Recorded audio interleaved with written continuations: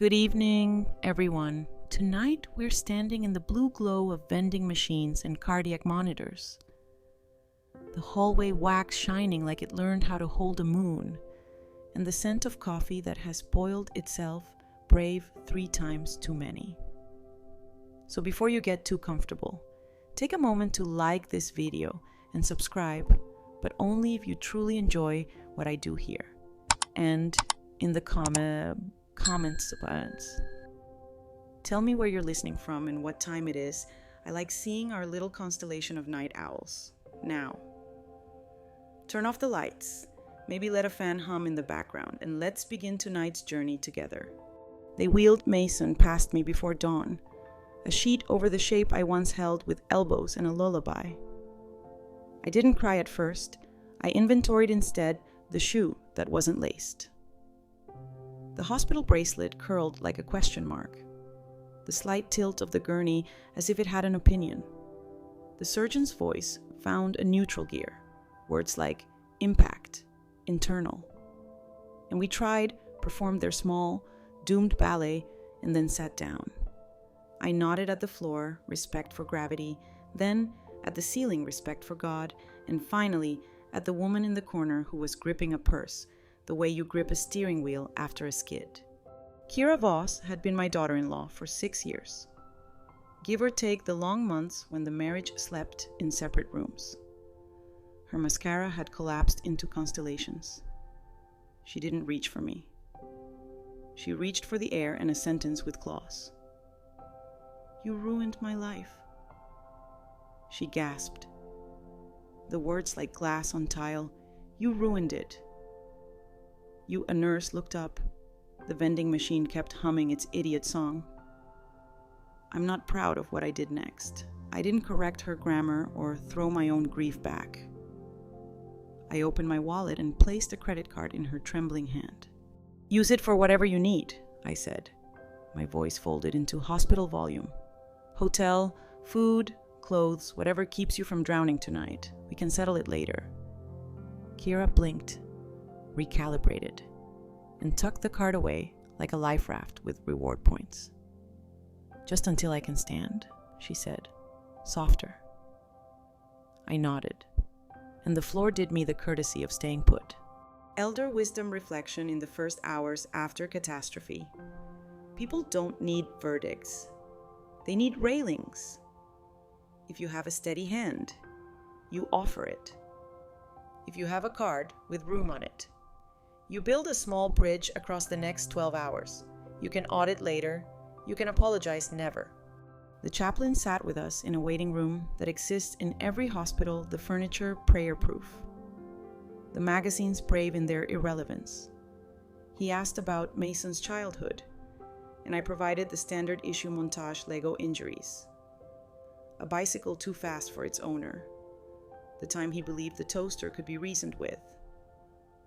Kira added details that made me ache: a trip to the lake, a fight about curtains, a night they slept in the car, laughing there because the thermostat had given up on marriage.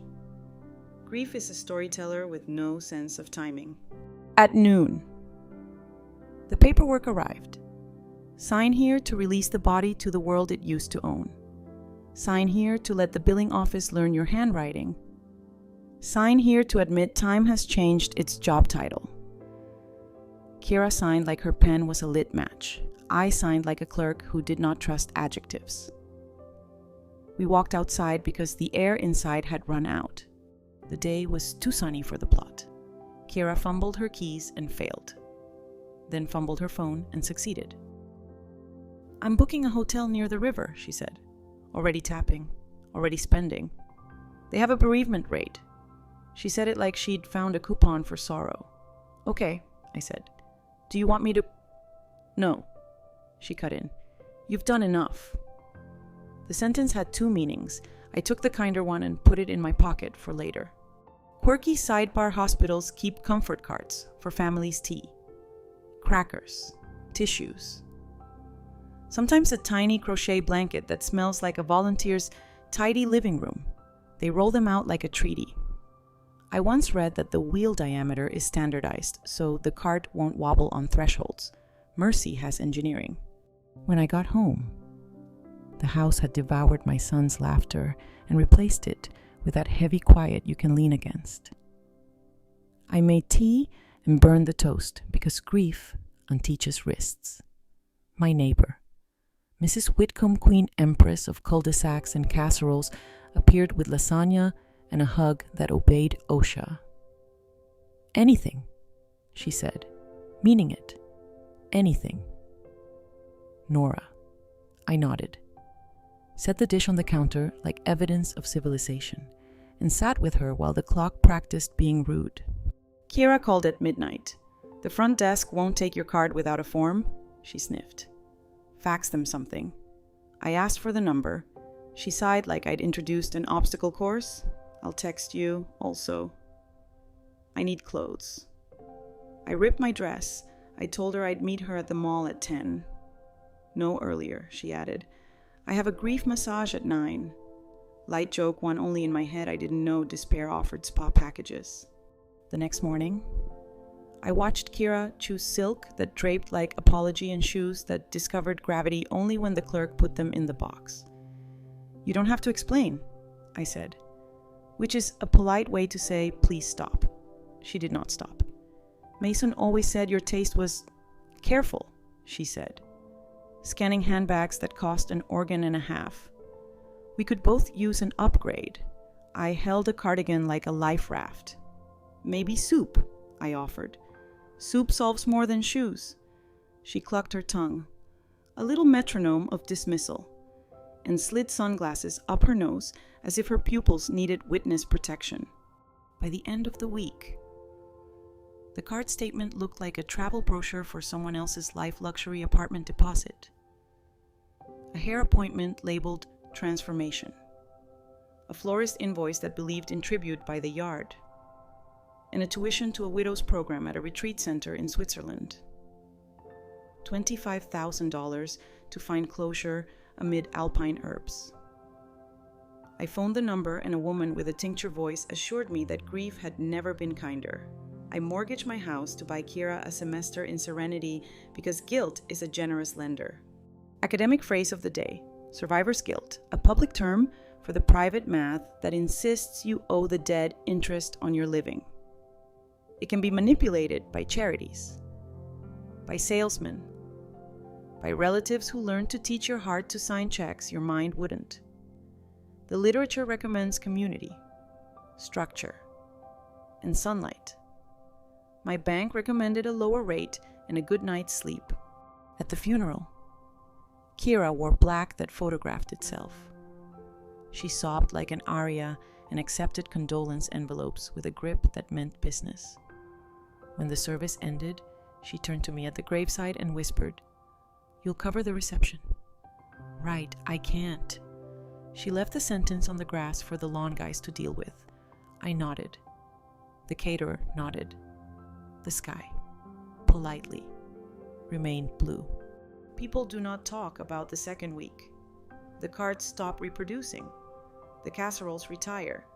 It's you and the machines now: washer, dryer, coffee maker. The vacuum with its busy theology. I returned to my shifts at the diner because grief doesn't tip and the mortgage had opinions. The regulars practiced their small kindnesses, no tomatoes, on Tuesdays because that was Mason's allergy, and the cook pretended not to see when I wiped my eyes with a rag that was meant for counters. Kira texted photos from Zurich, a circle of women in linen learning to release. A journal with pages the color of expensive forgiveness. And a smiling instructor labeled Dr. Mika Widow Whisperer. Light joke 2, sent only to Alma on my flip phone. I didn't know whisperers charged by the syllable. Alma sent back a heart made of punctuation because she's fluent in thrift store emojis. Then, in the diner parking lot, I saw it. A red BMW that gleamed like a sin you haven't tried yet. Kira stepped out, laughing at something in the passenger seat. The man with her wore a watch that treated time like a pet. "Rental," she said when she saw me, airily. "Self-care."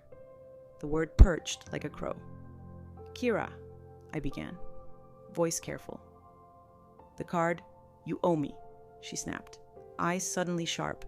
If you hadn't insisted he come home that night, she let the accusation bloom, wild and convenient. You ruined my life. I stood there with my apron and my wrists and the ghost of a boy who once asked me how clouds were made. Elder wisdom reflection. Amended compassion without boundaries is just a leaking roof. You can drown yourself while keeping someone else's hair dry. I breathed in for 4, out for 6, like the nurse had taught me when my husband died and time forgot my name. That night, Mrs. Whitcomb, bringing back the lasagna pan, asked a question that parted the fog. Nora, did Mason have life insurance? I stared at her, heat rising in my face like a late bill. He had a policy through the garage, she said gently. Union plans often do. Kira never mentioned. The sentence didn't need a period.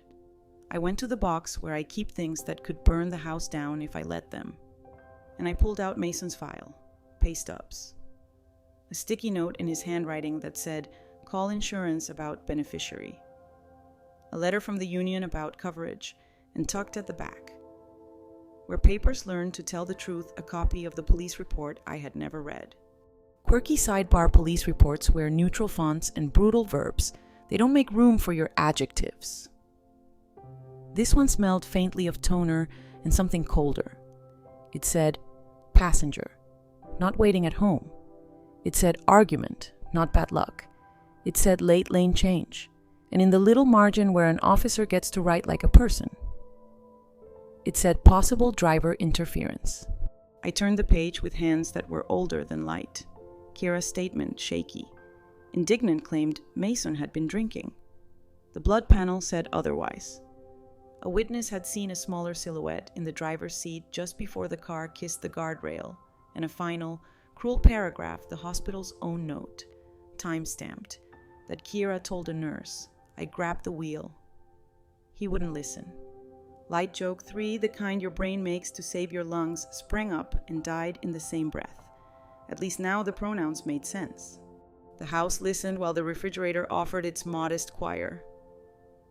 I looked at my empty wallet, at the new mortgage papers, at the red BMW I could see out the window across the street. And I felt something cool and necessary arrive. Not rage. Rails. I placed the report on the table, lined up a pen with the top edge like a small declaration, and dialed the number on an old business card stuck to my fridge with a magnet from a seafood place. Detective Calderon, a voice said, familiar as the smell of rain on hot pavement. Nora Hale, I answered. I think my grief is being billed for a crime. Detective Calderon met me in a booth at the all-night diner that smells like courage disguised as coffee. He had the same notebook he carried when my husband died, a dog-eared spiral with a pen tucked into its wire, as if it belonged there by law. Start with nouns, he said. The way good cops do when your verbs are shaking. I slid the police report across the formica like a message in a bottle. Then the credit card statements. The widow's program invoice with a Swiss return address, and a screen grab of Kira beside that red BMW. Sunglasses performing witness protection for pupils that didn't need it. He read quietly, lips moving the way people move when they're measuring more than words. The nurse's note is a hinge, he murmured. And this passenger business, did you ever hear that she was in the car? I shook my head. My throat had decided it was a museum for dust. Calderon tapped the report. We'll revisit blood panels, vehicle data, cell pings. If there's truth under this, we'll make it come up for air. Elder wisdom reflection when the floor falls out. Don't swing at the air, reach for a rail. A good rail is a list, a deadline, a detective with a notebook. Rage burns hot, then leaves you cold. Rails get you over the river. We started with time. Calderon subpoenaed the 911 audio and hospital logs. He asked me for Mason's old phone, the one I hadn't brought myself to power on. I handed it over. The screen bloomed with a lock screen photo of him holding a fish that was 70% pride, 30% animal. We'll mirror it, Calderon said. Not for your memories, for the route he didn't take. He pinged a contact at the garage where Mason worked. We learned what I should have remembered: union life insurance. Default beneficiary spouse. Accidental death rider that makes numbers do gymnastic things when guardrails get kissed. $500,000, Calderon said. Grim. Paper says the claim paid out 3 weeks ago. He looked at me the way a doctor looks before asking a question you already know the answer to. Anyone mentioned this to you? No, I said, and my voice didn't even wobble. Practice helps. Quirky sidebar. Receipt paper, especially the shiny kind from luxury stores, often uses thermal coatings that fade in heat and reveal hidden watermarks under UV light.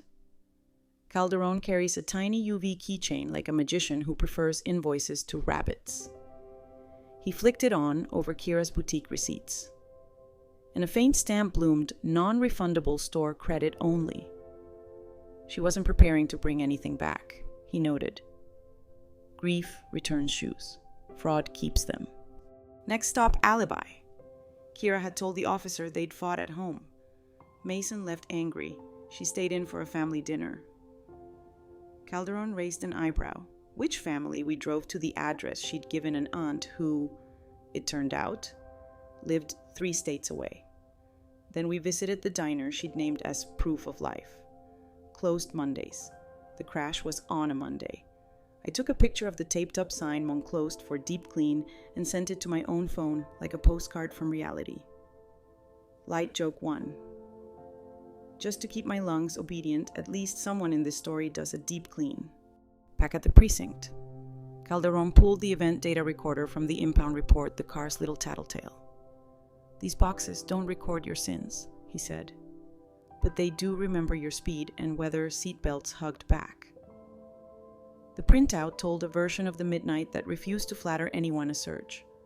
A brake. A sudden wheel angle inconsistent with a single driver saluting a lane. 2 seatbelts latched. Passenger airbag deployed. The car remembered a smaller weight on the driver's side for 6 minutes prior, just enough to suggest a seat swap somewhere a camera didn't bother to watch. He called the nurse who'd written the note. Her voice had the careful tone of a person who knows lawyers can grow under furniture. I charted exactly what she said. The nurse confirmed. I grabbed the wheel. He wouldn't listen. I asked her to repeat it. She did.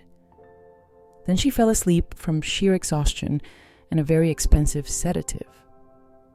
The record showed the sedative was billed to a certain card. Mine. Light joke 2. Half muttered, so I wouldn't throw the coffee, at least my generosity has receipts.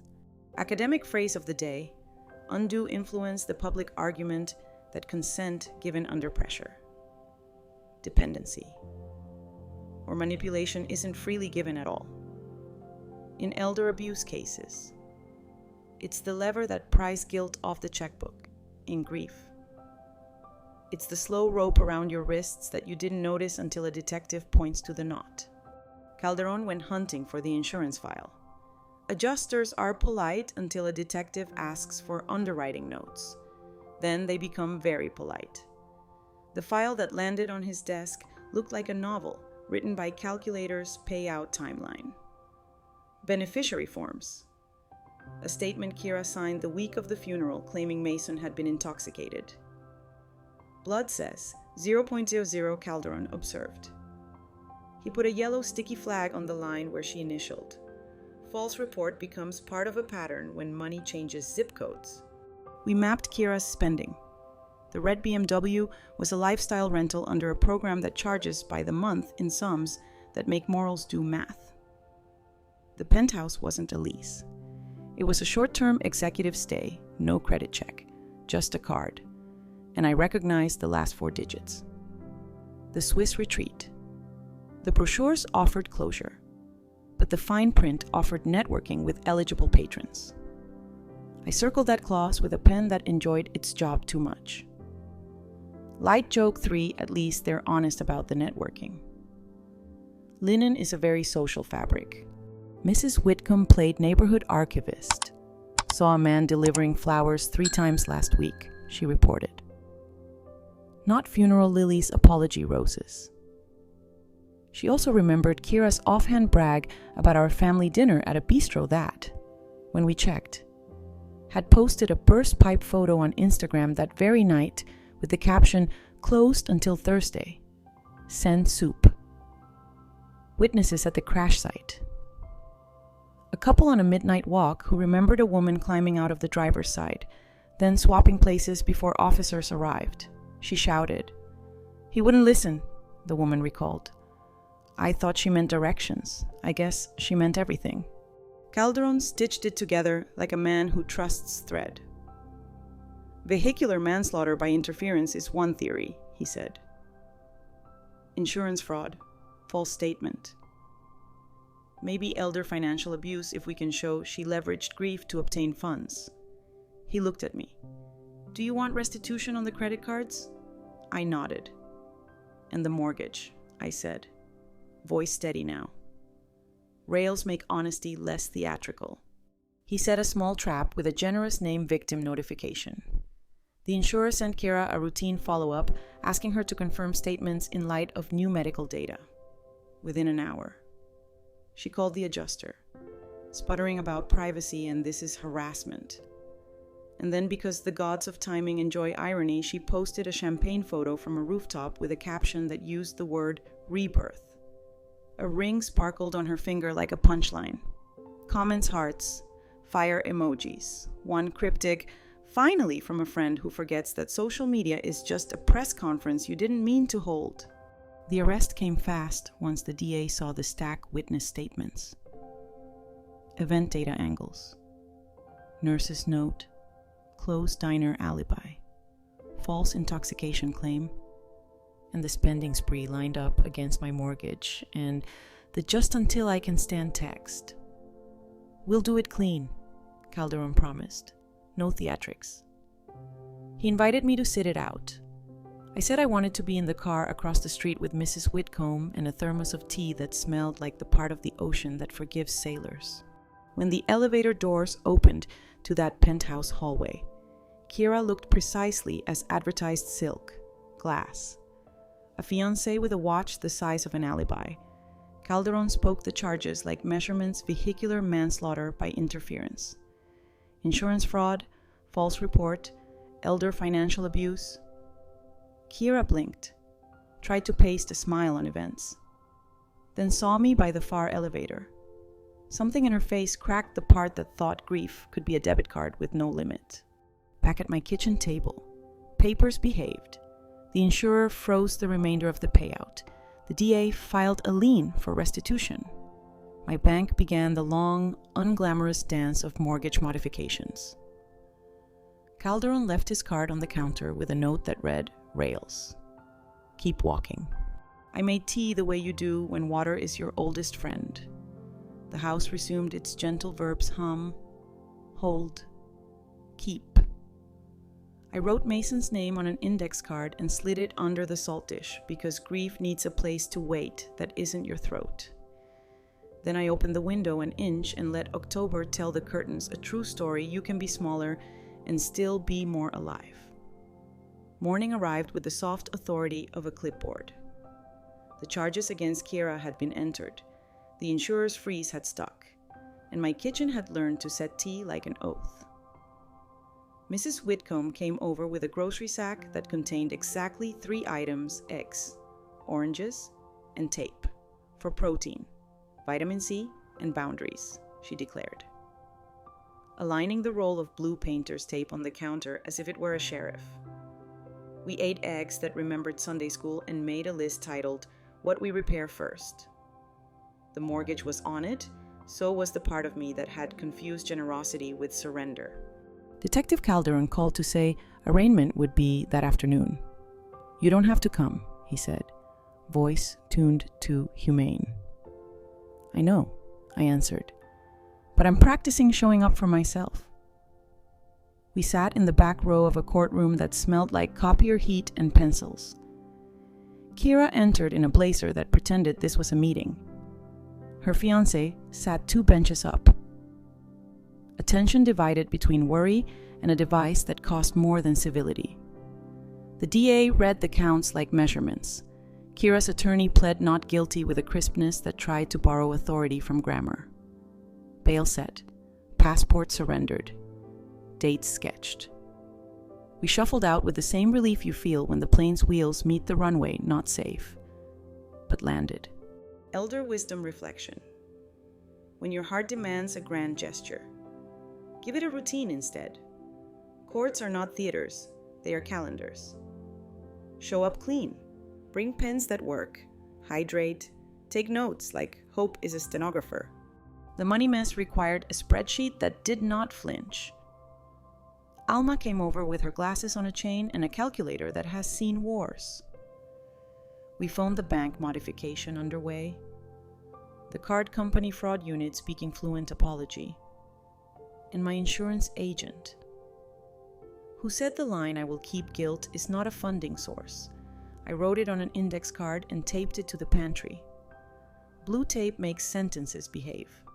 Quirky sidebar painter's tape uses a low-tack adhesive engineered to release without residue. It's strong for now and kind for later, a design philosophy I wish we taught to people. You can hold things in place without scarring the wall. The attorney, Graham, my neighbor's cousin. Apparently, every competent person in my town is someone else's cousin took my civil case for restitution. Will attach to the criminal matter where permitted, he said. Outlining arrows on yellow paper, but will also file independently for the mortgage loss, the car charges, and punitive damages tied to undue influence. He smiled without showing teeth. We are not mean, we are specific. Academic phrase of the day, restorative justice. The public debate about whether and how. Victims should receive more than punishment in return: apology, restitution, repair. Critics warn it can be performance. Advocates say it returns agency. I didn't crave a performance. I wanted receipts to walk home. A week later. The DA offered the first crack in the facade. Kiera's fiancé named Colton had a record of financial mishaps dressed as startups. We'll squeeze him for cooperation, the DA said. He thinks he's a main character. Main characters love microphones. Sure enough, Colton serenaded a grand jury with tales of networking, the Swiss donor circle, and a plan to brand grief that made my stomach sit down. He described Kira's pitch as tragic but scalable. Light joke one. Whispered into my sleeve so my soul wouldn't jump. At least someone finally used scalable correctly. The nurse who charted Kira's eye grabbed the wheel, came to my house for tea on her day off. I replayed that night, she said. Palms on the mug. Eyes on some middle distance where alarms learn to be quiet. I document because memory is a liar and paper is boring. Boring saves people. I wanted to hug her chart. Calderon brought the event data report in person. Seat sensors, wheel angle, belt tension, all the little tattletales in a modern car that tell the truth without flinching. The DA will argue driver interference plus post-crash deception, he said. The fraud count for false intoxication is nailed down. The elder financial abuse rides on your statements and her messages. He slid a printed text across the table. You owe me. If you hadn't made him come home, my fingers went cold, and then responsible. We set a ritual for days that contained legal nouns, walk around the block twice before making any decision. Eat something with actual color. Write 3 sentences for the version of me that wakes at 3 a.m., crying meekly into the future. That night's card read, Courts are calendars. Specific beats loud. You are allowed to be a person while being a plaintiff. Light joke, too. Murmured to my own reflection as I brushed my teeth, ma'am. Please do not perjure your molars. It got me through the rinsing. The next hearing brought a surprise witness, the couple from the midnight walk. The woman stood as if honesty required posture. We saw her climb out from the driver's side, she said, pointing without drama. Then she swapped. I heard. He wouldn't listen. He was quiet. The man nodded, adding a detail only grief notices. The radio was still on. It was a cooking show. my throat closed around a laugh and a sob at the same time. Mason loved those. He'd text me at midnight, "Mom, they're yelling about shallots again." Calderon found the ring not metaphor diamond. The jeweler's financing linked to Colton. The card charge linked to me for the engagement dinner. I stared at the line item the way you stare at a stain that believes it owns the shirt. Graham placed his palm flat on the page, the legal equivalent of a hand on your shoulder. "Receipts are confessions," he said. "We'll let them speak." Kira's attorney tried a new song, Grief Fog, Trauma. My client's statement was misheard, and a plea to separate the crash from the credit, the judge, who had the good sense to wear reading glasses as armor, said, "Allegations of interference and deception are part of a whole. I will not split hairs with a saw. Sometimes the gavel is a spoon hitting the side of a pot to call soup to order." Meanwhile, my life had to practice being one. I took an extra shift at the diner because the mortgage didn't care about my narrative arc. Regulars slid envelopes across the formica that I refused, and they converted to tips anyway, which is how love launders itself respectable. Alma made me stand in my front yard under a moon the shape of a dime and say out loud, "I'm not a fool for being kind." It sounded hokey, and then it sounded true. Blue tape strong now, gentle later. Quirky fact. Formica got its name because it was invented for mica, a cheaper substitute for electrical insulation. It outlived that job to become the surface under 1,000,000 cups of courtroom coffee. Purpose changes, durability stays. The plea deal came sniffing around less time for more money, and I surprised myself by not hating it. Restitution plus admission, I told Graham. I want a yes on paper. I want my mortgage unknotted and my name off her mind. He nodded. "And a letter," he suggested. "Not for the court. For you." I considered. "A letter," I said. "And a donation to the hospital waiting room comfort cart, anonymous." He smiled with his eyes. "You do anonymous like it's a vocation." Light joke 3, whispered to the kettle as it considered boiling. "At least if I'm a saint. I'm the kind that labels leftovers." The DA countered with terms that made arithmetic bearable a felony plea to fraud and false report. A no contest to interference with recommendation within the guideline. Full restitution to me and the insurer. And a requirement to complete an elder abuse education program where she'd have to say the words "undue influence" into a circle of chairs. Kira's attorney huddled with her and Colton. Their whispering looked like a business meeting running out of slide deck. In the end, she said the word guilty twice and no contest once. Each like a tooth she couldn't keep. After court, I went to the hospital with Mrs. Whitcomb and delivered a case of decent tea. A basket of socks waiting rooms are cold. And a note for the card that rolls mercy, no black. The volunteer cried in the way people cry when they're not allowed to fling their arms around donors. She hugged the tea instead. That evening, I sat with the quiet that follows a gavel and wrote Mason a letter at the table he used to invade with carburetors. I told him about the nurse and the ring and the cooking show on the radio. I told him we were paying the mortgage with apologies we converted to money. I told him I would keep a wrench in the drawer next to the spatulas because life is both soup and bolts. I folded the page and tucked it under the salt, which has become the house's safest drawer. Before bed, I made the 3 a.m. card and slid it beneath the blue tape roll like a treaty. Kindness needs a budget and a lock. Receipts are confessions. Let paper talk. You are not foolish for loving. You are finished being billable for it. The refrigerator did its gentle hymn. The clock kept its union shift. And the night accepted its job as watchman instead of judge. Tomorrow there would be restitution schedules. Insurer math. And the first payment unfurling like a small apology learning to speak. Tonight there was tea cooling in a house that had decided to live. I turned off the lamp and let sleep approach like a clerk with a stamp quiet. Official. And right on time. Restitution day looked like a ledger learning to breathe. The DA's victim liaison slid a schedule across my table columns, neat as Pew's principal. Interest, insurer clawback, my mortgage relief, court costs. Graham traced the lines with his pen as if they were rails we'd ride, not numbers we'd fear. First payment post Friday, he said. Insurer gets their bite first. You get the next automatic. We'll monitor any missed payment. We file a compliance motion before the coffee cools. I nodded and put the paper into a sleeve because plastic helps courage hold still.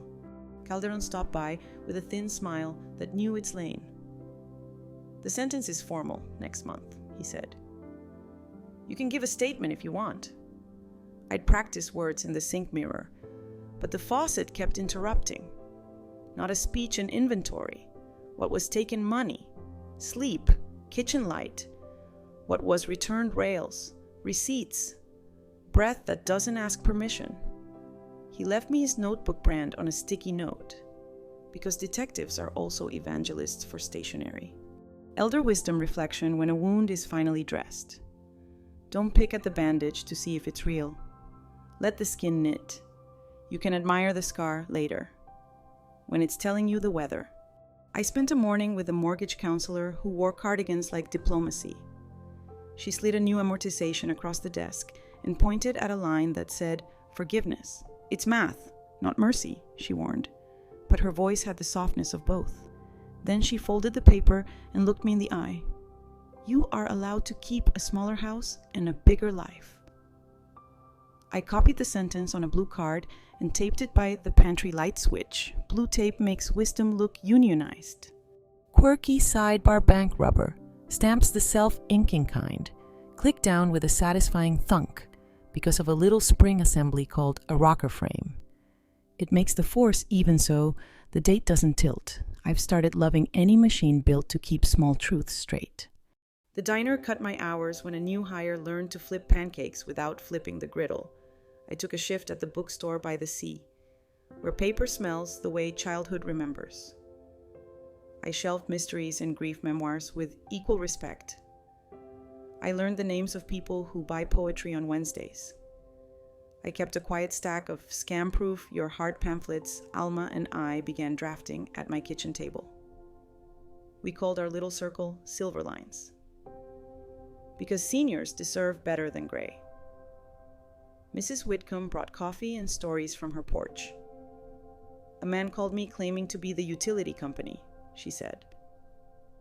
I told him my electricity runs on casseroles and hung up. Light joke 1, we printed that on a bookmark. It became our bestseller. Academic phrase of the day, affinity fraud.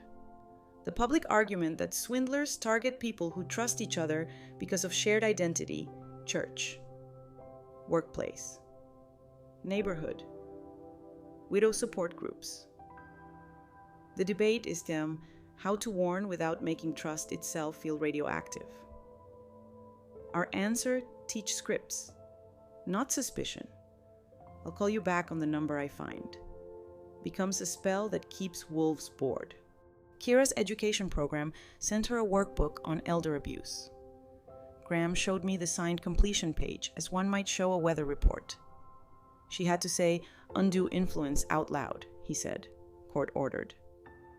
The insurer's lawyers, who speak Latin when excited, confirmed their lien would wipe the grin from any secret account.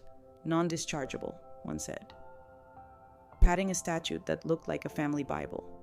On a Tuesday that dressed like a reprieve, I moved 3 boxes of Mason's things to the garage with patience and labels tools. Letters, quiet.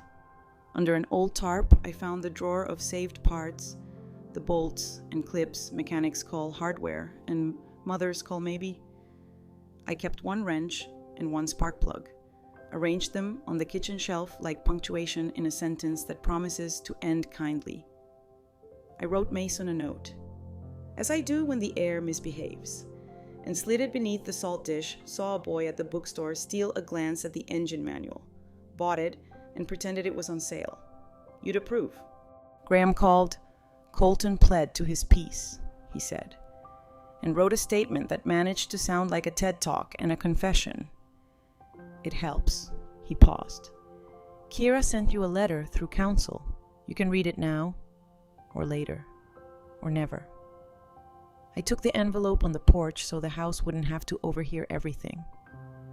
It was full of sorry and scaffolding sentences like, I don't know who I was, and he wouldn't listen, and I grabbed the wheel because I thought I could fix him. Some apologies are ropes tied wrong. I read it once, put it back in the envelope, and placed it in the drawer with the spice labels that don't stick. Not the trash, just not the shrine. We held our first Silver Lines workshop at the library. Miss Lee set out pens that worked and a sign that said, write names clearly. Your future self is tired. 20 people came. We practiced phone scripts and no in 3 tones: polite, firm, and bureaucratic. We taught the credit card freeze button and the sentence, I do not make decisions when I am beautiful with grief. The group laughed and then wrote it down. A woman in a teal sweater whispered that her son's friend had pressured her into investing from the condolence checks. We made her tea and built her a list bank. Police, neighbor with a lawn chair and a ledger. Light joke 2. I told them I was starting a religion with 3 sacraments soup, blue tape, and receipts. Miss Lee added working markers as a 4th. Amen traveled the room in sensible shoes. Calderon stopped by that evening with a copy of the final plea and a look that lives where satisfaction and fatigue share a couch. You did the hard part, he said. You stayed boring. We stood at the sink and washed 2 mugs like altar guild. He asked if I'd considered moving closer to the sea. Books smell truer there, I admitted. And light gives better advice. He nodded like a man who trusts both weather and paper. At sentencing. The courtroom sighed like a choir that forgot its words but remembered the harmony. I gave my statement 3 paragraphs that didn't audition for sainthood. You taught my fear to spend, I said toward the defense table without making Kira a stage. You took my sleep. I took it back with schedules. I hope you learned the kind of remorse that buys groceries for someone else. The judge said the things judges say when the calendar has to parent months that add up. Restitution that adds up slower. A recommendation for counseling that knows its verbs. Outside. Mrs. Whitcomb hugged me in compliance with my OSHA guidelines and slipped money into my pocket in blatant violation. I handed it back. She tucked it into Alma's purse instead. Where all contraband finds sanctuary. Light joke 3. If generosity is a crime, I'll testify, I said. Perjury by pancake, Alma answered. The bookstore became my chapel. I curated a weather and rails table grief with budgets. Memoirs with ledgers. Poetry that refuses to lie about mornings. People started leaving notes inside the books, as if we were all agreeing to keep a quorum. My brother sent a scammer away with a recipe for soup. My mom says blue tape saved our marriage.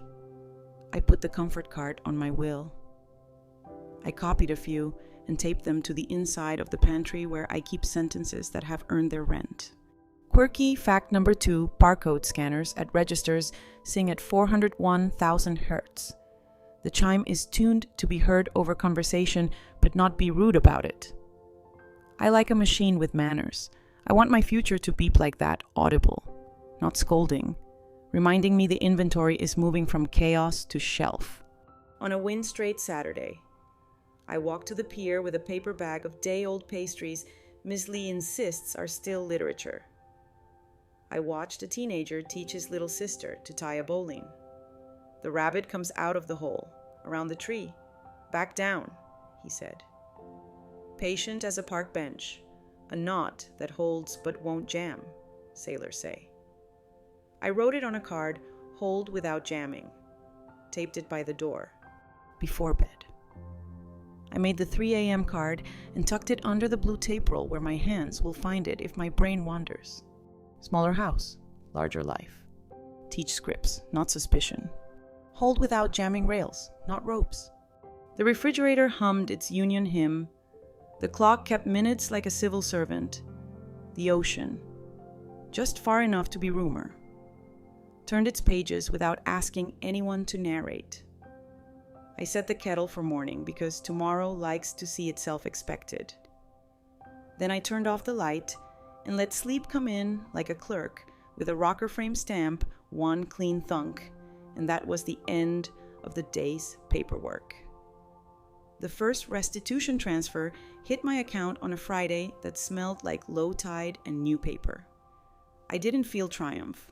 I felt a small click, like a cabinet door that had been hanging wrong finally learning its hinge. I printed the confirmation and slid it into a sleeve behind the tab labeled breath. Because that's what money becomes when it's finally honest.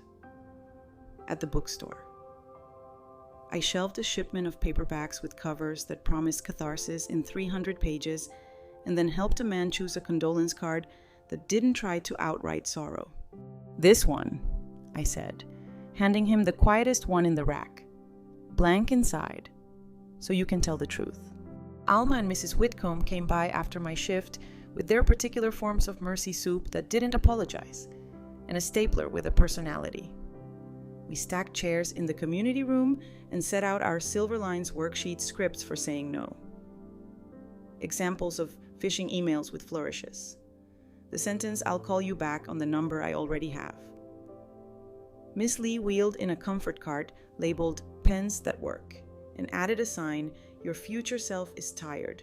Be nice." 26 people showed up, including a retired electrician with eyebrows like punctuation and a woman who whispered. My niece says I'm not with it, but I can learn a script. Elder wisdom reflection. If you can't change the weather, change the words. A sentence you prepare beforehand will carry you over a storm. Write it on a card. Tape it to the phone. Practice it while you're chopping onions when the call comes. Your mouth will know what your panic forgot. We practiced aloud, "I don't transact on inbound calls.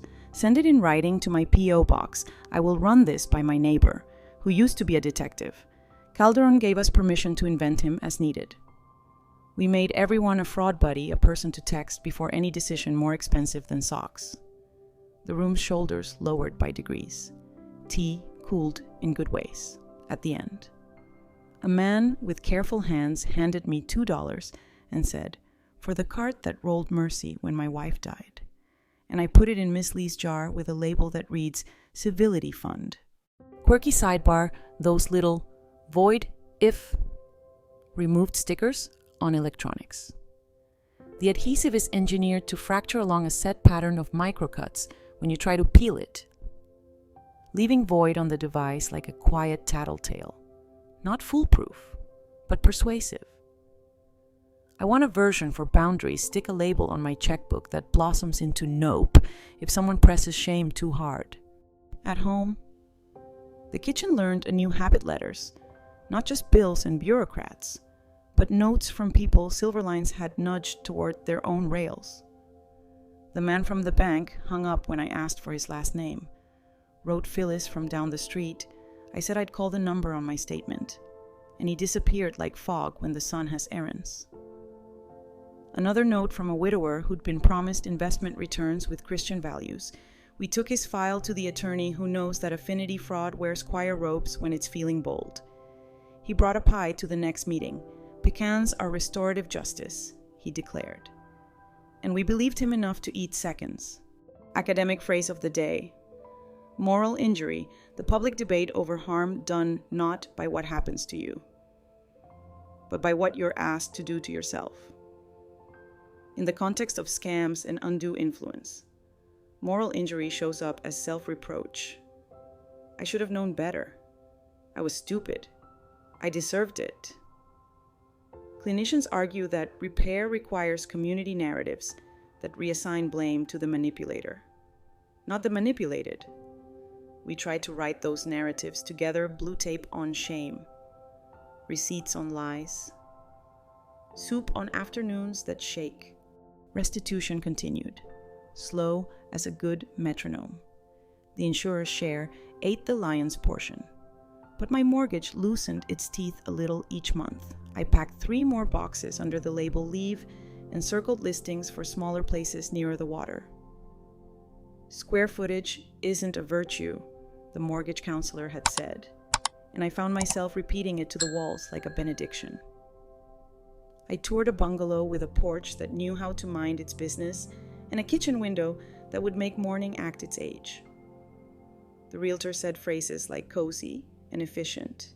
I said, yes, to the idea of less. Kira wrote again. This time, the envelope held confession without choreography. I wanted to feel expensive, she said, when grief arrived. I dressed it in silk and called it healing.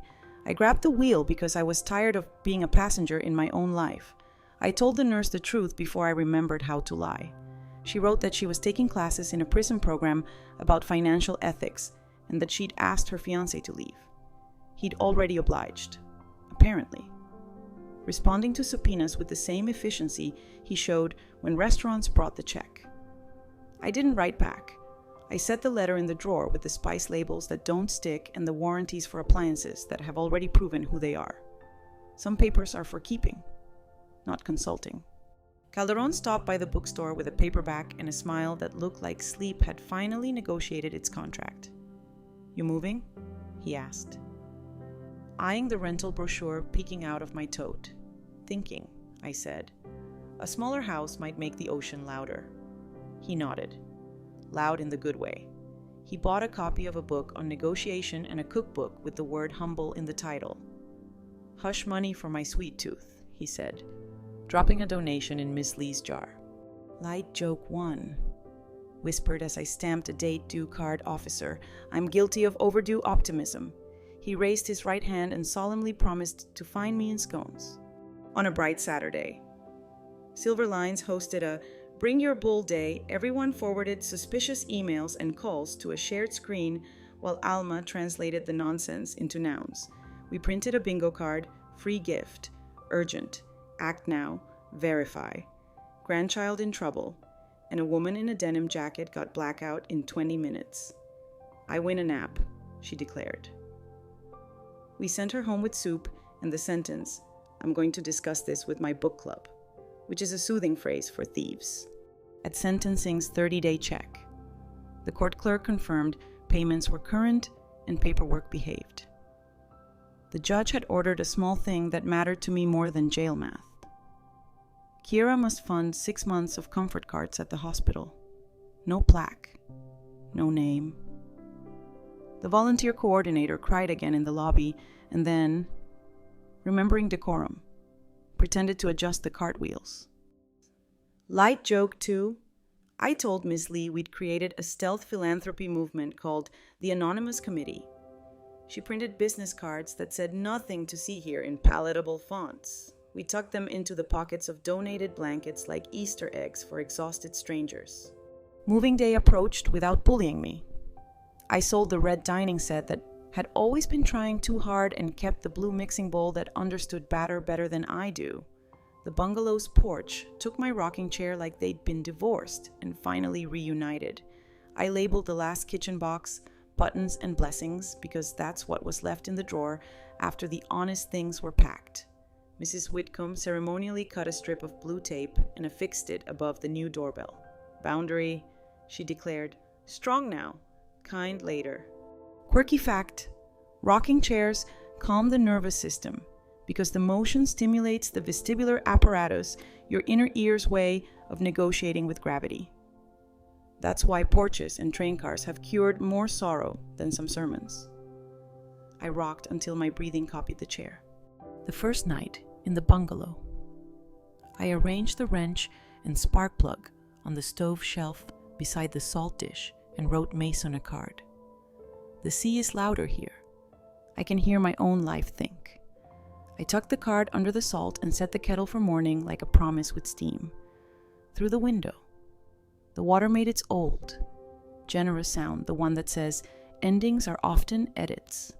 Light joke 3. To the ocean, because water forgives whimsy. No more Swiss retreats. If I need release, I'll let you do the whispering. Before bed, I wrote the 3 a.m. card and slid it beneath the blue tape roll where my hands now automatically reach. Smaller house, wider welcome. Scripts over shame practice the sentence before the storm. Keep giving anonymously until your name forgets how to be loud. The refrigerator hummed its quiet civic duty. The clock in the hallway found the hour without bragging.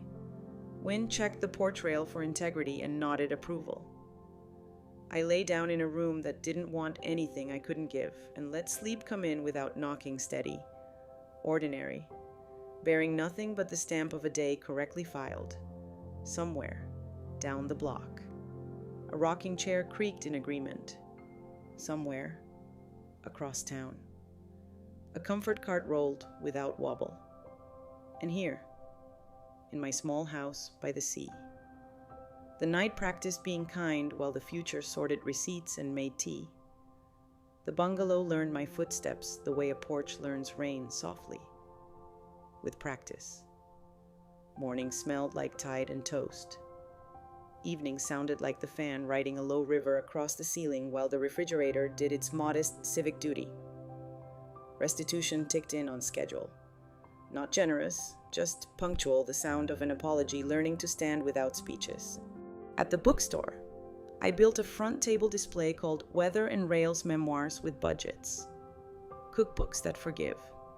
And one thin volume on how to answer a phone without donating your savings. People kept tucking notes into the pages, as if the shelves themselves were a meeting. On a breezy Tuesday, a knock at my new door introduced a neighbor with worry braided into her hair. "I'm Jess," she said. 26. New to the block, holding a laptop like it had said something rude. My granddad got a call. Sheriff's office. They said he missed jury duty and there's a warrant, but he can resolve it with gift cards. He's in his car, headed to the pharmacy. I was already sliding on my shoes. "We're going shopping," I said, for a script. We caught him in aisle 4 between cough drops and the display that pretends batteries are candy. I put a hand on his cart. "Gentle as a porch swing, sir," I said. "I'm Nora. I live around the corner, and I'm going to offer you a sentence that has saved more money than any coupon in this store. I'll call you back on the number I already have." Jess backed me up with that fierce, practical granddaughter energy. We walked him to the bench by the floral department where the carnations practice being cheerful, and we called the real sheriff from my phone. "No warrant," the deputy said. "No gift cards. Ever." The granddad's shoulders did a visible exhale. "I guess I wanted to be a good citizen," he murmured. "Then you are," I said. "Being careful is good citizenship." Elder wisdom reflection. When shame jumps in the passenger seat, pull over and make it walk. Nothing honest requires you to hurry, to hide, or to hang up on your own common sense. Give yourself a sentence you can reach for with one hand. They came to Silver Lines that night, Granddad, Jess, and 5 new faces carrying phones like hornets' nests. We wrote inbound ill no on the whiteboard and practiced the pause that keeps wolves bored. Miss Lee set out pens that work and added a sign that made the room nod, "Your future self is tired, be nice to them."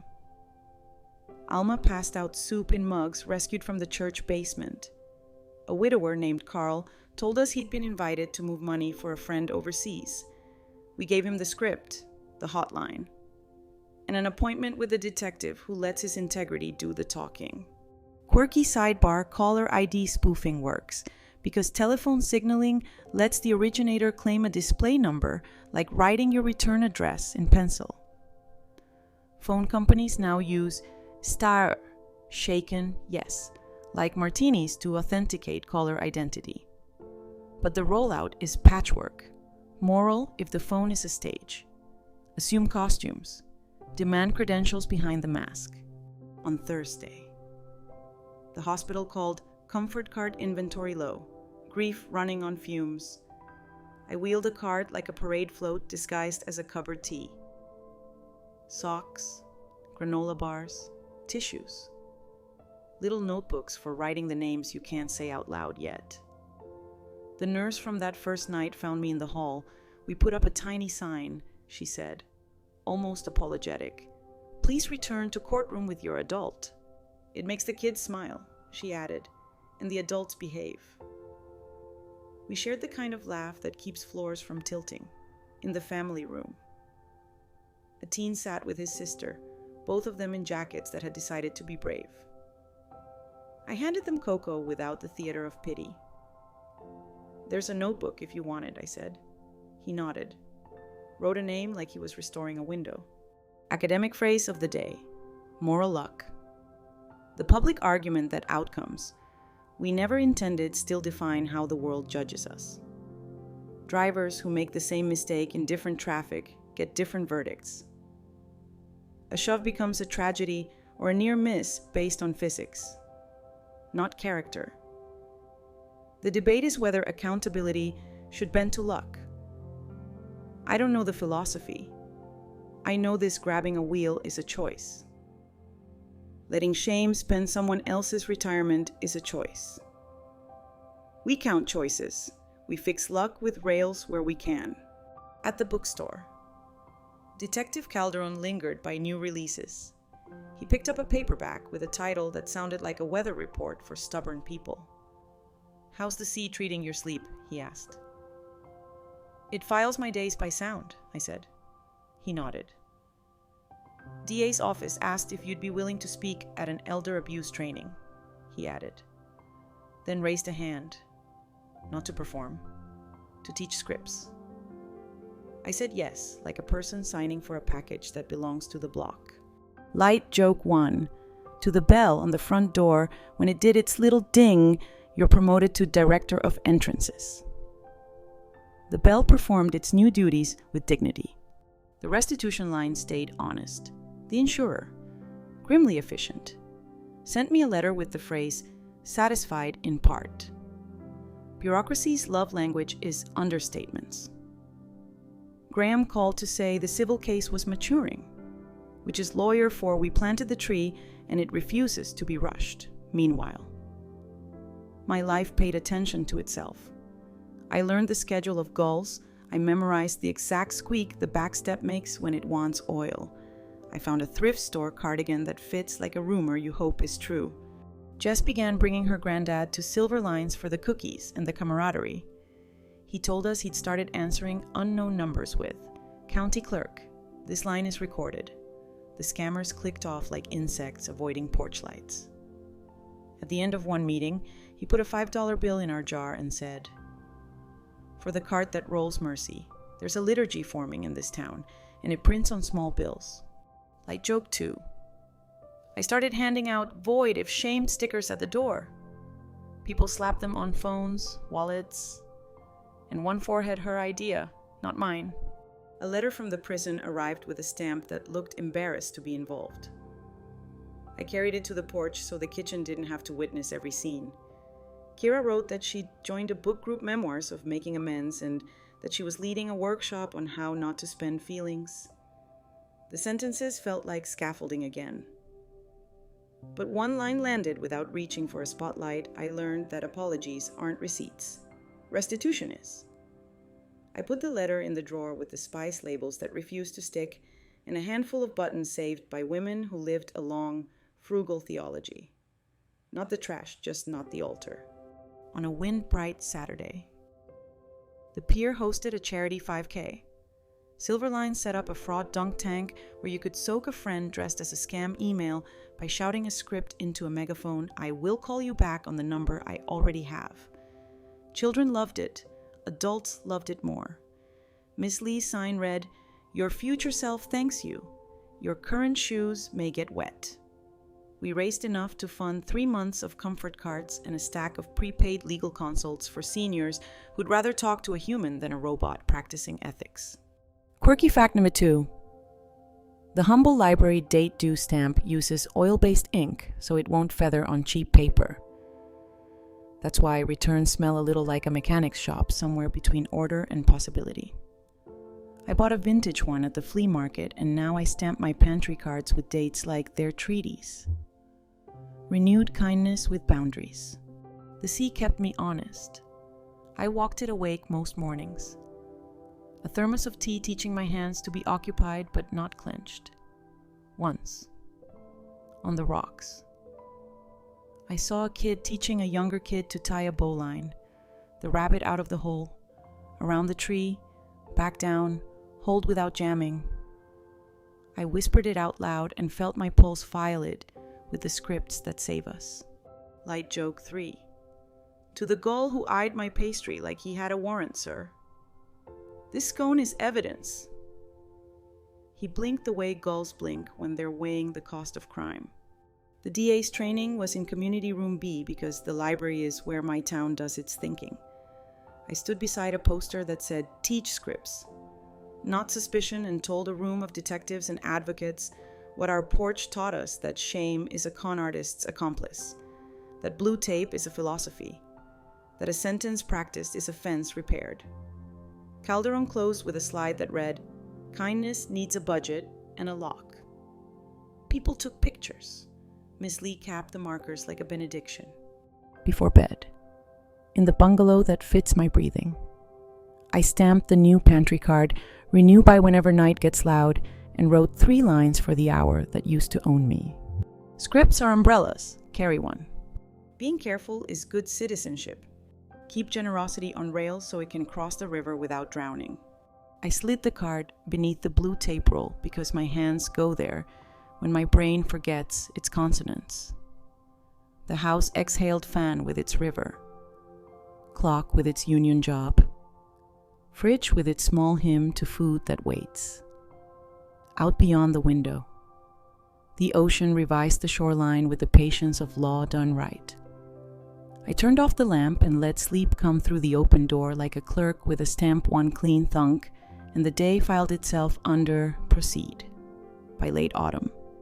The bungalow and I had a working agreement I'd keep the kettle honest and it would keep the nights from auditioning for tragedy. Restitution arrived like a metronome that refused to brag. Silver lines kept growing. Someone's barber sent his mother. The choir director sent 2 altos. Jess's granddad brought a friend who still answers every call because curiosity believes it's civic. We gave him a script and a cookie. He left with both. The DA's training turned into invitations banks, churches, a union hall where coffee has legal standing. Calderon would open with the statistics and then hand me the floor for the sentences you can reach for with one hand. At a credit union, a teller raised a hand. What do I say when a customer insists on withdrawing cash for a police officer waiting outside? I gave her the line we'd field tested at aisle 4 by the Carnations. You say, "Let's call the station together on the number I already have." Then you breathe like you're paid for it and you dial slow. She wrote it down the way people write instructions for inhalers. Elder wisdom reflection. When panic says, "Hurry," put it on hold. No honest solution demands speed, secrecy, or solitude. If a stranger insists, invite a neighbor into the sentence. You can hang up on fear without being rude. The bookstore became a post office for repair. Notes kept appearing in the margins of our weather and rails table. Used the script. The grandson hung up. Told my pastor to post the number himself. He did. Bought a gel pen for checks, learned it in your class. A woman pressed a recipe card into my palm bread that promises not to make grief feel judged and wrote, "Thank you for giving my mouth a plan." Miss Lee stuck a gold star on the library's bulletin, "Your future self is tired. Be nice." Then, because she is a librarian and therefore a civil engineer of feelings, she capped the marker with ceremony. Quirky sidebar, check washing scammers, love cheap ballpoint ink. Household solvents lift it like gossip. Gel pens with pigment based. Archival ink seep into fibers and refuse to leave the forensic equivalent of a stubborn aunt. Choose fraud-resistant or waterproof labels. Write your checks like you intend them to survive weather and curiosity. On a rain-polished Tuesday, the hospital asked if I would speak to a small circle in the family room, 3 new widows. A brother with red eyes. A teen who looked at the floor like it owed him. I brought tea that doesn't apologize and the comfort card that rolls mercy without confetti. We talked about small noun socks, spoons, signatures, and I gave them the pantry card sentence, "I don't decide money when I'm beautiful with grief." The teen blinked, then grinned despite himself. "My aunt needs that on a hoodie," he said. Light joke one, I told him to pitch it to our anonymous merch committee. He asked if anonymity pays royalties. "Only in sleep," I said. The civil case matured the way trees do quietly until one day there's shade. Graham came by in a coat that understood rain and set down a settlement that felt like a drawer finally learning to close. "Insurer clawback complete," he said. "Your mortgage portion scheduled through spring. We'll file satisfaction when the last check clears the courtroom likes verbs in past tense." He slid a single page toward me. In an apology addendum, no choreography. Just the sentence, "I caused harm, and I am repaying it. You can ignore it, frame it, or use it as a coaster." I tucked it into the drawer with the spice labels that don't stick. Not the trash, just not the shrine. Academic phrase of the day. Procedural justice. The public argument that people accept outcomes, even painful ones, when the process feels fair, voice heard. Rules clear. Reasons given. We don't just want results. We want rails we can see. The debate lives in courtrooms and kitchens. It's why our 700 classes start on time and end on time, and why Miss Lee prints agendas like they're small peace treaties. Jess showed up with a flyer from her church free love offering investment seminar. The words love and investment should not share a microphone. We sat with the pastor, who listened like he knew sermons are useless if they don't change how people answer their phones. He canceled the seminar, then invited us to run a stewardship of boundaries night. Alma brought soup, I brought scripts. Miss Lee brought pens that work and a sign that said, "Write your phone number like you mean it." The offering plate stayed empty on purpose. We passed a clipboard instead. People signed up for fraud buddies. And for once, it felt like church was an emergency preparedness drill for trust. Light joke, too, surfaced when Calderon tried to open a stuck window at the back of the fellowship hall, and it squealed like gossip. "Obstruction of ventilation," I said. He cited me for excessive puns. Restitution ticked. The insurer sent satisfied in heavier ink. My mortgage balance lowered to a number that breathed with me. The sea kept doing the one job it could be trusted with, revising the shoreline gently enough that the sand didn't feel betrayed. I walked it mornings with tea and a thermos that fit my hand like hope. Letters from the prison came less often. When they did, I read them on the porch where the ocean edits grand narratives down to verbs. Kira wrote about a class that made her role play how to disagree without theft. She copied a line from a workbook. Apology is acknowledgement. Restitution is repair. She said the comfort cart looked well stocked on visiting day. I closed the letter and put it with the others in the drawer I've rebranded as admin, not altar. The stove simmered. The house approved. Quirky fact number 2, security envelope blue tints aren't random. Some patterns are engineered to defeat optical character recognition. The little robot eyes that try to read through paper. It's camouflage for your electric bill. I bought a box and addressed a note to myself. Privacy can be kindness. Then I laughed and put it in the pantry anyway, where the soup can read it. A Thursday storm knocked out power at the library mid-meeting. Candles arrived courtesy of a church rummage bin. In the dark. 20 voices practiced the scripts together. I will call you back on the number I already have. The chorus sounded like a town choosing rails. Miss Lee, saint of cabs, closed each marker and said amen to the room. We served soup by flashlight. The jars clinked like votes. At the bank. A manager asked if I'd sit in while they installed a second look policy for withdrawals over a certain amount to a new payee. We wrote the question bank tellers can use that doesn't shame. Who will be happy? You came to talk to us before you made this transfer. Most customers smiled and said a name. The few who didn't, we escorted to a small office and made tea while phones dialed truth. Light joke 3. I proposed a punch card, 10 foiled scams earns a scone. The manager promised to raise it at the next board meeting. Calderon brought me a present as a joke and a benediction, a tiny rocker frame stamp that says, "Received." I keep it by the salt and stamp the day when it behaves. Received first laugh. Received no calls from the sheriff. Received tied high, hope too. Paperwork for joy. A woman named Wren. Gray hair like wild punctuation. Came to the bookstore with a plastic box of letters. My husband died, she said plainly. A man from church asked me to sponsor his mission trip with my savings. We walked to the back where the poetry keeps language from lying. I gave her the script and the hotline and a silver line schedule. She touched the weather and rail sign like it could feel. I used to think carefulness was stingy, she admitted. I think it's a kind of love.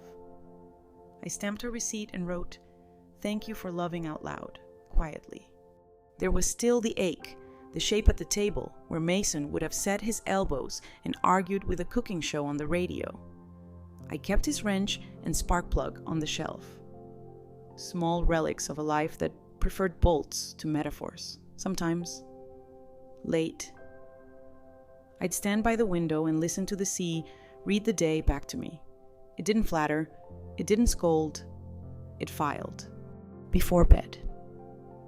I made a new 3 a.m. card and slid it under the blue tape roll, where my hands expect to find courage. Procedural justice at home, clear rules.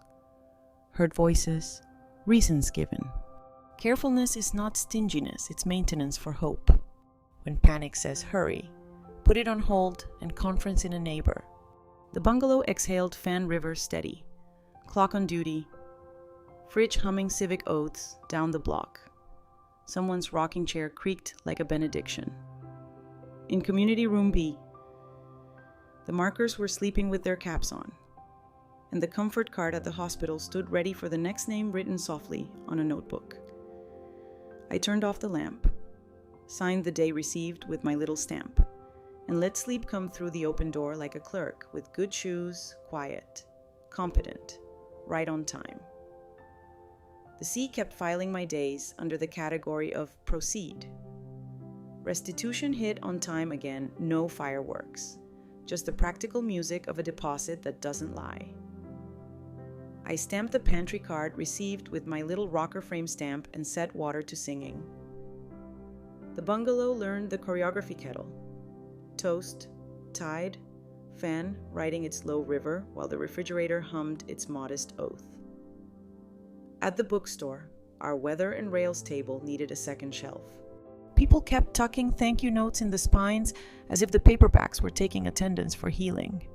An email arrived from the high school would I speak to the senior civics class about protecting grandparents without being bossy. I said yes, because teenagers are just future neighbors with louder shoes. In room 212, I gave them the script, "I'll call you back on the number I already have," and we practiced saying it like you'd hand someone a life jacket, not a lecture. A girl in a hoodie raised her hand. "What if they hang up, then you win?" I said. "Scams hate sunlight and witnesses." She wrote that down as if it might someday be a tattoo.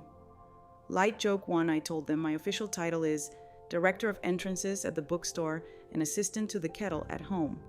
They laughed the way good rooms do, softly and together. Elder wisdom reflection. If you want to protect someone, don't take away their door. Install a peephole and teach them how to use it. Agency is a fence that keeps shame out and dignity in. The local paper called next, sniffing for a profile. The widow who turned grief into a fraud-fighting movement, the reporter said. Quotation marks audible. I told her our movement runs on markers with caps and soup in mugs and no heroes. She wrote a small piece anyway, sweet. Factual. Not performative, and Miss Lee clipped it to the bulletin with a note, "Please return to courtroom with your adult." The line has become our town's unofficial traffic sign. Even the bank teller smiles when she says it. Academic phrase of the day, normalcy bias. The public argument that, to keep their world steady, people downplay danger and overtrust routines, especially during slow-moving threats. It's why we answer unknown numbers with polite voices and assume the badge on the phone is real because the last 10 calls were. The debate asks, how do we teach caution without flooding daily life with fear? Our answer is scripts and buddies and markers with CAPS habits that make care ordinary. Jess's granddad started volunteering at Silverlines. He mans the script desk, a card table with a sign that says, "Ask me what to say." When a woman confessed, she'd given a stranger her mother's maiden name because the man already knew so much. He handed her tea and the sentence, "I do not provide verification data on inbound calls." He says it like a lullaby for nervous systems. We printed it on cards. People stick them to their phones like small shields. Quirky sidebar. Your credit card number isn't random. The last digit is a loon check. A math trick that catches most typos. Double every second digit from the right. Subtract 9 if you go over 9. Add them all. A total divisible by 10 means the number fits. It won't save you from thieves, but it keeps honest fingers from dialing disaster. I like that kindness has arithmetic. A letter arrived from the prison with handwriting that had taken the muscles to school. I took it to the porch so the kitchen could keep its peace. Kira wrote about cleaning the chapel, about a peer who'd lost her parents to a caregiver's investment club, about saying the words undue influence in a circle of plastic chairs until they were less theory and more apology. She included a money order for the comfort cart ordered by the court. Yes, but the note said, "Anonymous is kinder, please." I did as asked. I slid the letter into the admin. Not altar drawer with the spice labels that don't stick and the warranties for appliances that know their place. Calderon stopped by the bookstore with a copy of a paperback that promises to make you better at saying no without losing your mood. DA wants you on a panel at the Union Hall, he said. Pension fraud season. I raised an eyebrow. There's a season? He shrugged. Scammers have calendars too. We brought soup and the sentence, "Who will be happy? You came to talk to us before you make this transfer." A retired machinist blinked and said, "My daughter." Then laughed like he'd just remembered his own weather report. He signed up for a fraud buddy and bought a gel pen like it was PPE. Light joke too at the Union Hall. A man asked if our comfort card serves coffee. "Not unless the wheels have a license," I said. "But we'll meet you in the lobby with a thermos." He saluted with a donut. Civility wears sugar well. Restitution kept ticking. The insurer stamped satisfied in ink the thickness of confidence. And my mortgage shed another coil of anxiety. I toured a second-hand shop by the harbor and found a lamp with a shade like a soft hat. The owner wrapped it in newspaper and whispered, "Discount for people who keep other people's phones safe." Payment a gratitude that sat all night and didn't spill. A little wobble arrived Thursday. Someone had set up a fake donation page for the comfort cart, complete with a photo of our real tea tins.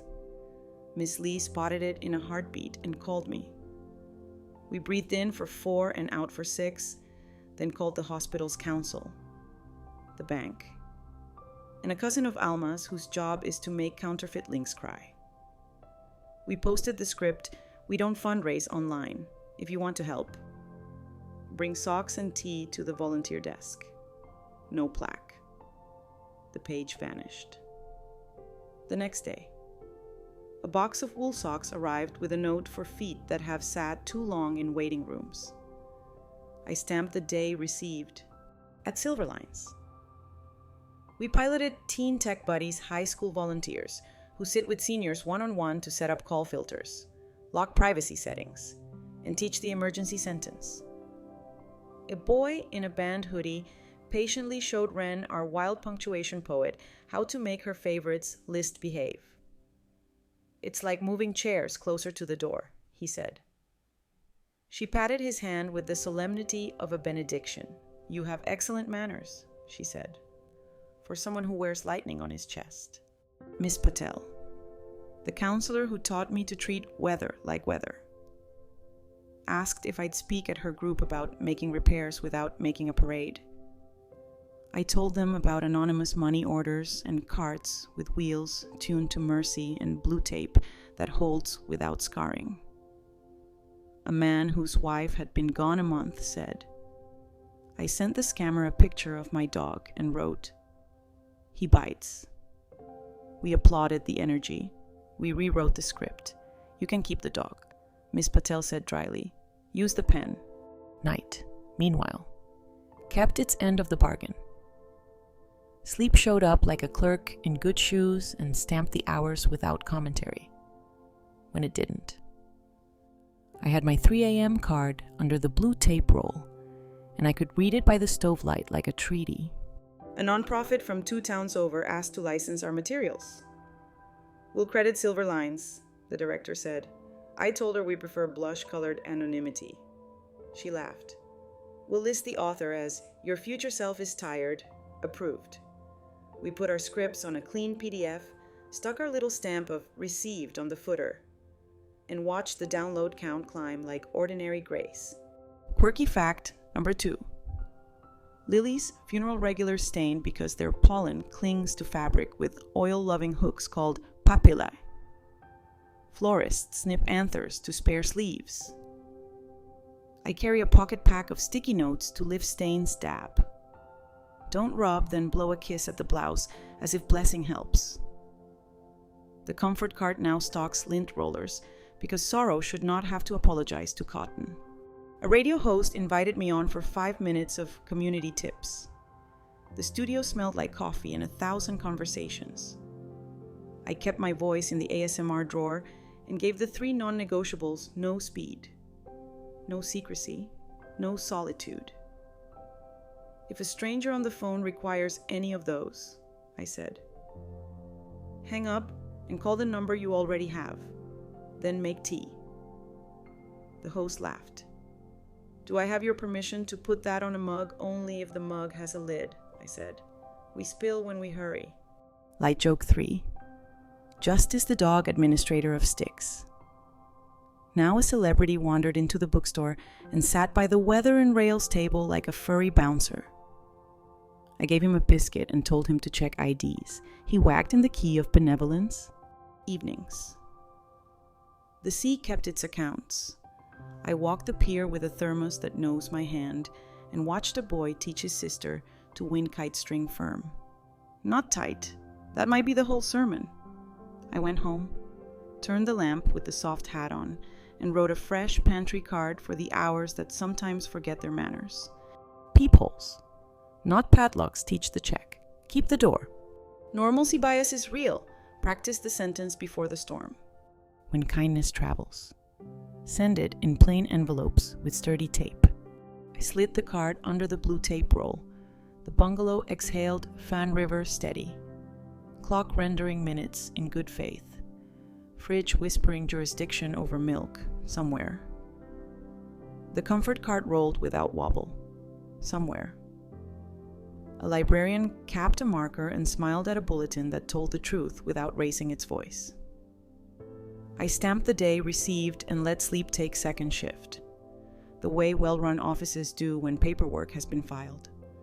Signatures are in blue ink, and the night knows it's trusted by winter.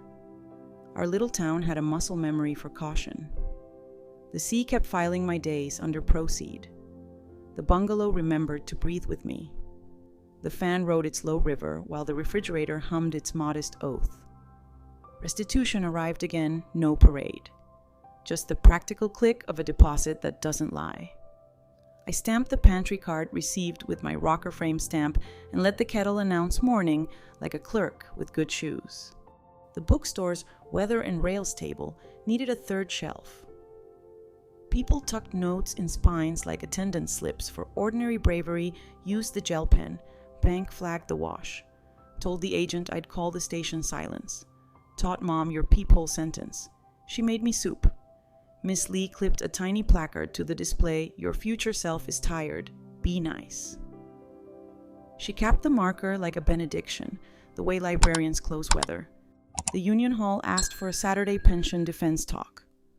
I brought soup, scripts, and a slide that said, "No speed, no secrecy, no solitude," in letters that didn't shout. A retired welder raised his hand. They said my benefits card expired and I had to re-verify with my social. I handed him the sentence that keeps wolves bored. "I'll call you back on the number I already have." We practiced. Slow enough to heal a pulse. He wrote it on a card in block letters a steel beam would respect. Light joke one when the mic squealed. I told it. "Sir, you are outside your jurisdiction." And the room laughed like a safe latch clicking. Elder wisdom reflection. Protection isn't a wall you build around someone. It's a railing you install within reach. Teach a sentence. Set a pause. Assign a buddy. Walls isolate, rails travel. A wobble arrived a message to our Silver Lines inbox written in the voice of a frightened teenager. "Grandma, please don't tell Mom I'm in jail. I need gift cards now." The IP header said local. The grammar said copy-paste. The panic said hurry. We ran the drill. Jess dialed the grandson's real number from her favorites. He answered at a basketball game. Squeaking sneakers and indignation. "Nora." He panted. "Tell Grandma I'm with Coach and 3 slices of pizza." We archived the scam, printed it for class, and labeled it "Hurry is the liar." Miss Lee tacked it to the corkboard like a butterfly nobody would miss. A week later. The bank manager invited me to sit with tellers as they tested their second look policy for unusual withdrawals. The question we wrote lived well in their mouths. "Who will be happy you came to talk to us before you make this transfer?" It coaxed names, sons, neighbors, pastors back into sentences scammers try to privatize. Most customers smiled. A few frowned and sat down in the glass office where tea appears like civic duty. Choice architecture matters. We moved chairs closer to the door. Academic phrase of the day, choice architecture. The public term for arranging options so the safe ones are easy to reach. Default to caution. Put the call back button where a thumb finds it. Keep the T visible, the number posted, the markers capped. There's debate about nudges versus autonomy. Our compromise is scripts that protect dignity while escorting decisions toward daylight. Quirky sidebar ever notice. Scam emails are full of typos. Some of that is on purpose. Researchers say obvious errors filter for the most trusting readers, maximizing conversion while reducing time arguing with skeptics. It's the cons version of pre-screening. The fix isn't to mock typos, it's to teach pauses. Typos fish, pauses unhook. The hospital called a family wanted to thank whoever keeps refilling the cocoa and socks. We asked them to donate books instead, kid paperbacks that can be stolen without guilt.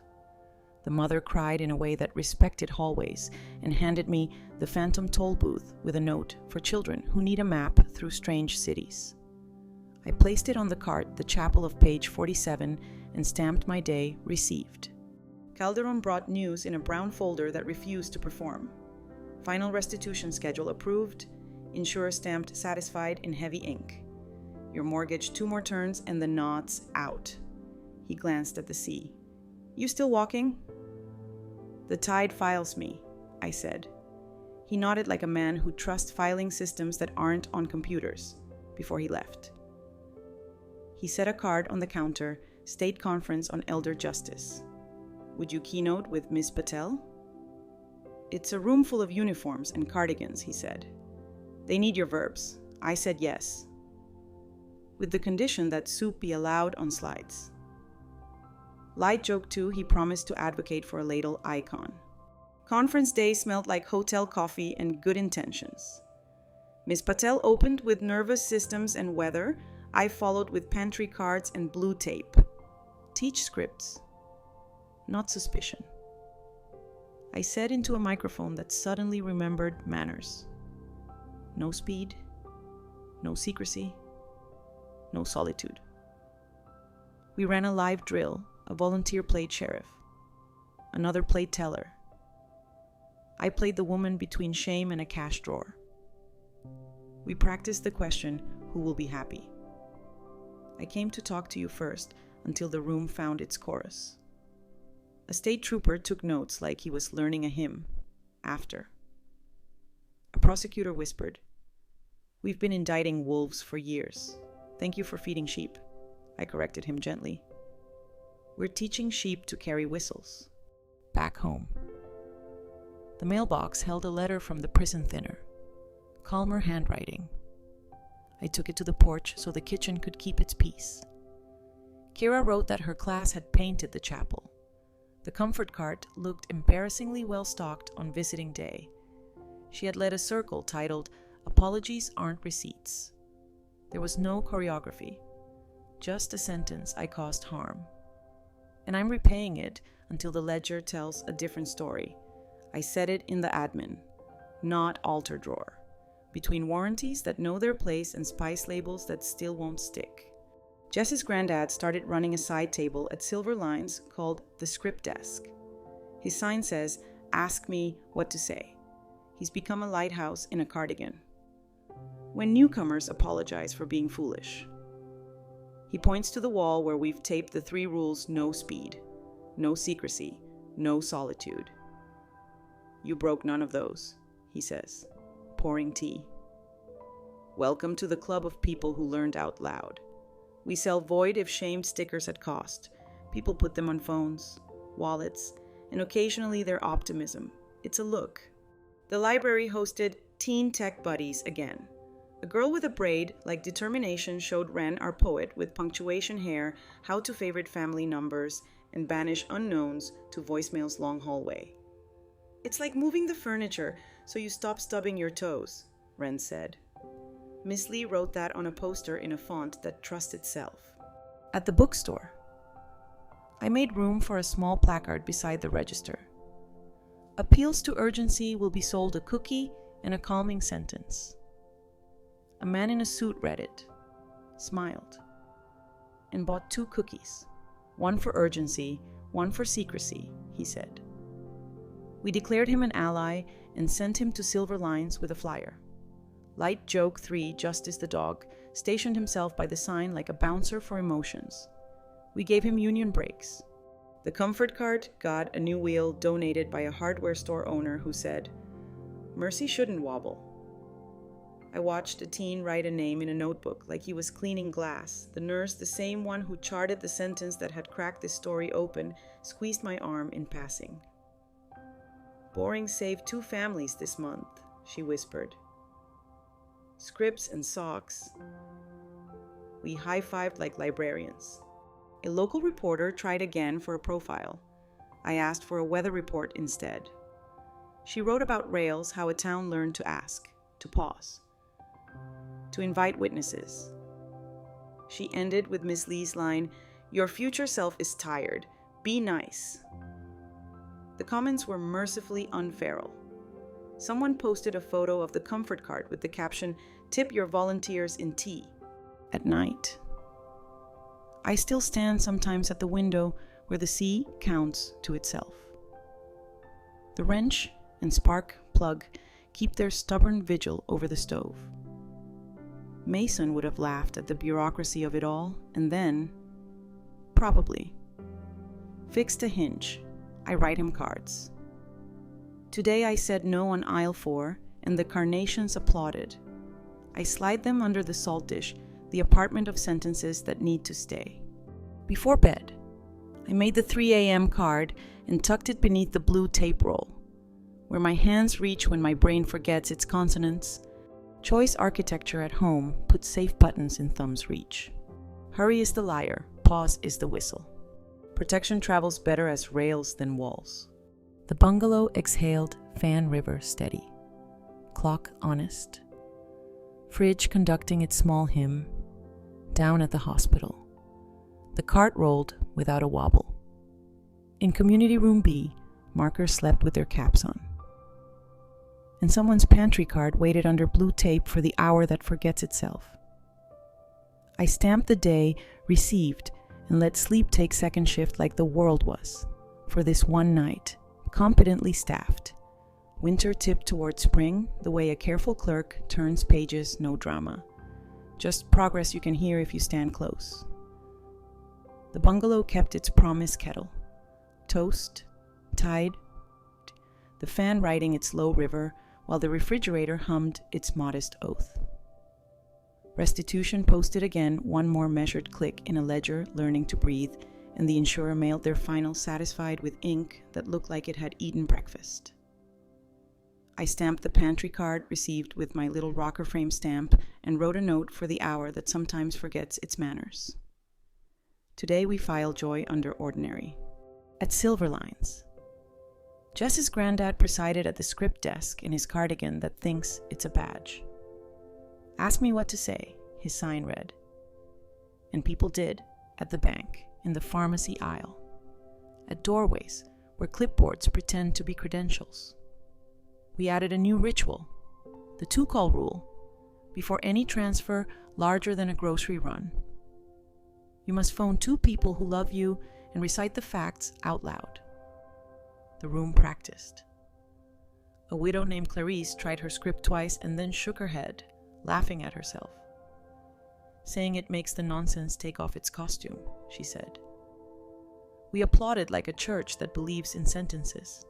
Elder wisdom reflection. Protection scales better as habits than as heroes. Install rituals you can keep even on tired days. Pause. Buddy. Call back. T. Weather will try you. Rails will carry you. The hospital phoned to say the comfort cart's new wheel handle turns like compassion on bearings. We stocked it with cocoa, socks, paperbacks that can be stolen without guilt, and those pocket notebooks for writing the names you need to see to believe. The nurse who once charted the line that opened this case squeezed my arm in passing. 2 families today, she whispered. Scripts and socks. We did a very quiet high five because hallways listen. Quirky sidebar receipt printers sing at frequencies chosen to be heard over conversation without scolding, 400 to 1,000 hertz. A little mechanical bird reminding you the world is keeping track. I bought a vintage adding machine at the flea market. Its bell rings when the arithmetic lines up. Now and then.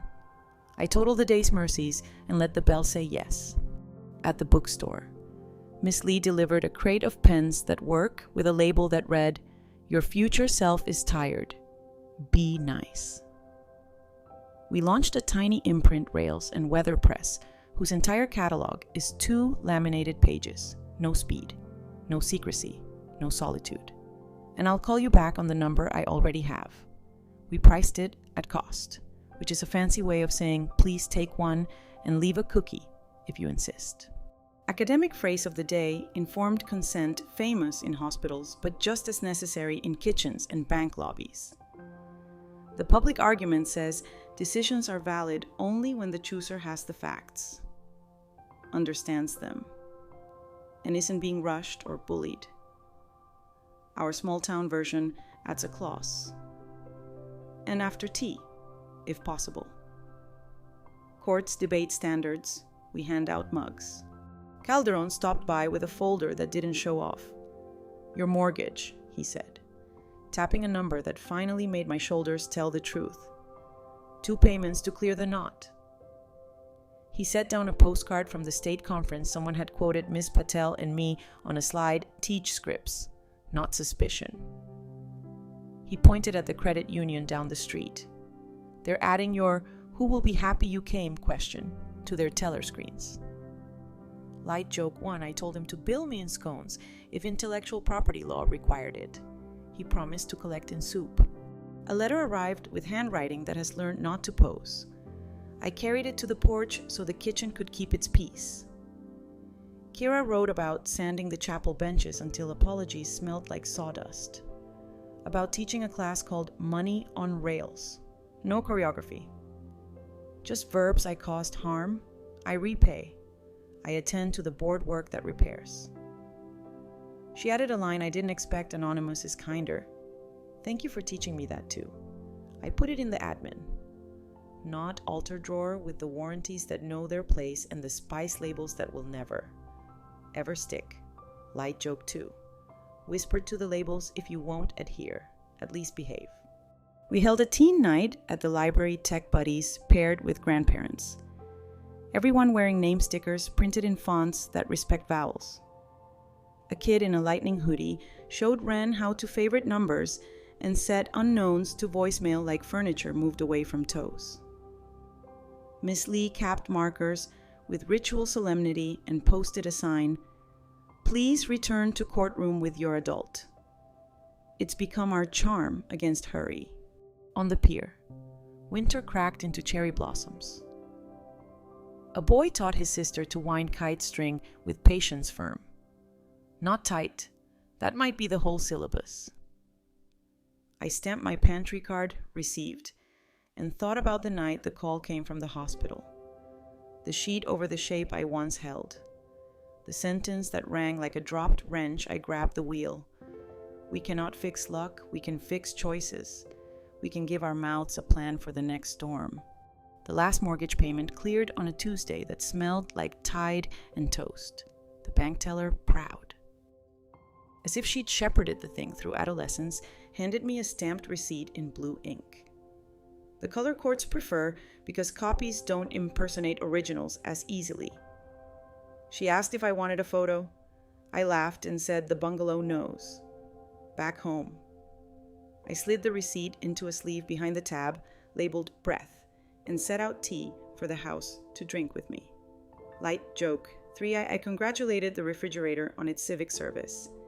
It hummed like a bureaucrat who finally got a sensible supervisor. Silver Lines licensed our scripts to 2 counties over. The Union Hall printed our peephole sentence on lanyards. The bank's teller screens learned to ask, who will be happy? As if that question had always lived there. Jess's granddad added a second sign to the script desk, void if shamed. People stuck the sticker on wallets, phones, and once. On a forehead, her idea, not mine, and the room laughed the way rooms do when fear decides to take the night off. I wrote Mason a card at the stove where the wrench and spark plug keep their small vigil. We paid the house, I wrote. The C files me. The cart rolls mercy without wobble. I tell people to pause before they hand their future to a voice without a face. And sometimes they listen on the first try. I slid the card under the salt the apartment where sentences take a breath. When the mail came, there was a thin check restitution's last polite knock and a note from the hospital volunteer coordinator, T, holding steady. Socks appreciated. A child wrote his father's name on page 1 and then drew a house with the door open. I pressed the paper flat with both hands as if warmth could make ink a sacrament. Then I cleaned the kettle, swept the porch, checked the comfort cartwheel by habit, and watched the sky trade gray for a gentler sentence.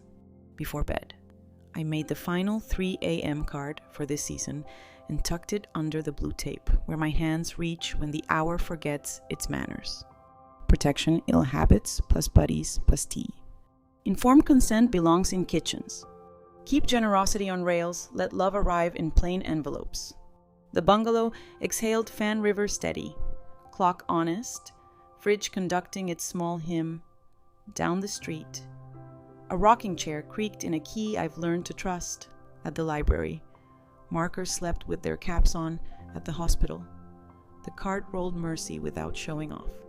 I turned off the lamp, stamped the day, received, and let sleep walk in like a clerk with good shoes, quiet, competent, and right on time. Now the rooms carry their quiet the way a well-loved chair carries its shape. The fan writes its soft river across the ceiling. The kettle thinks aloud. And the refrigerator keeps its modest oath to hold what needs holding. We walked from a hallway of antiseptic light to a street of ordinary weather. and somewhere between those two. Rails appeared scripts practiced out loud. Pauses installed like handrails. T poured like a small law. The gavel never gave us a parade. It gave us a calendar and a comfort cart with wheels that don't wobble. And in that slow grammar, remorse learned to spell itself as restitution, and grief learned to breathe without asking permission. Listen to the cadence that kept showing up: no speed, no secrecy, no solitude. The sentence you can reach for with one hand: I'll call you back on the number I already have. We said it in grocery aisles and teller windows, in church basements and on porches that know the names of rain. We taught teenagers to move the furniture so toes stop finding the same corner. We taught grandfathers to answer unknown voices with a smile and a callback. We learned that carefulness is not stingy, it's maintenance for hope. So breathe in for 4. Let the breath find the places your day forgot to visit. And breathe out for 6, long and ordinary. The way blue ink dries on paper and tells a story without confetti. Somewhere a cart of cocoa and socks rolls the length of a quiet corridor.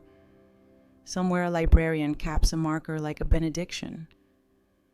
Somewhere a small bungalow listens to the sea filing the minutes under proceed. Leave the door unlocked for sleep.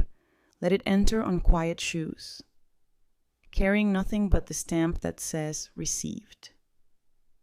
Tomorrow we'll ask only for habits and kindness, which is to say, a kettle and a sentence within reach.